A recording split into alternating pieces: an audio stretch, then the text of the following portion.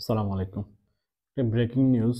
বাংলাদেশ পুলিশের বর্তমান যে আইজিপি বাহারুল আলম, তিনি বলেছেন, এমন কোনো অন্যায় নাই যা পুলিশকে দিয়ে করানো হয়নি।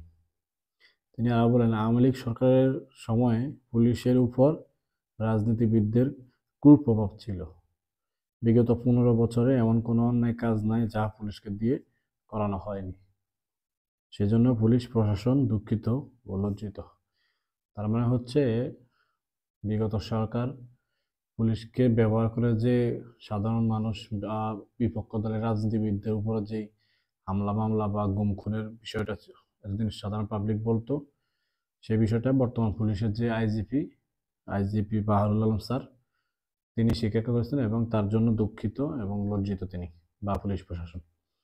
এ সময় তিনি আরো বলেন, পুলিশকে রিফর্ম করতে কাজ করছে সংস্কার কমিশন।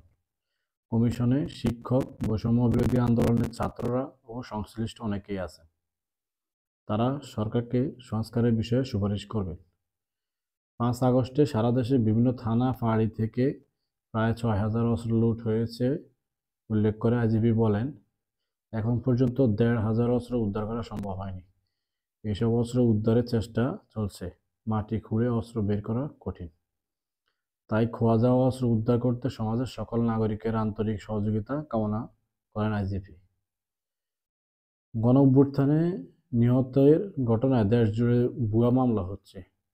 এটা একটা সত্য। যে কোনো সরকার বা যে কোনো প্রশাসন আসলেই বিপক্ষ টিমের লোকজন একটা সুবিধা নেওয়ার চেষ্টা করে, যে সাধারণ পাবলিক বা যাদের সাথে ব্যক্তিগত দ্বন্দ্ব আছে তাদেরকেও বিভিন্ন মামলা দেওয়া হয়। সেই বিষয়টা তিনি এখানে উল্লেখ করছেন, যে গণ অভ্যুত্থানের নিহতের ঘটনায় দেশ জুড়ে ভুয়া মামলা হচ্ছে, এতে নিরীহ মানুষের আসামি করে চাঁদাবাজি করা হচ্ছে।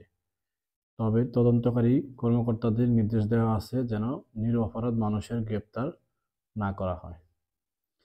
নিরীহ মানুষেরা যাতে হয়রানির শিকার না হয় সেজন্য সঠিকভাবে তদন্ত করবে পুলিশ বলেও জানান পুলিশ প্রধান বাহারুল আলম।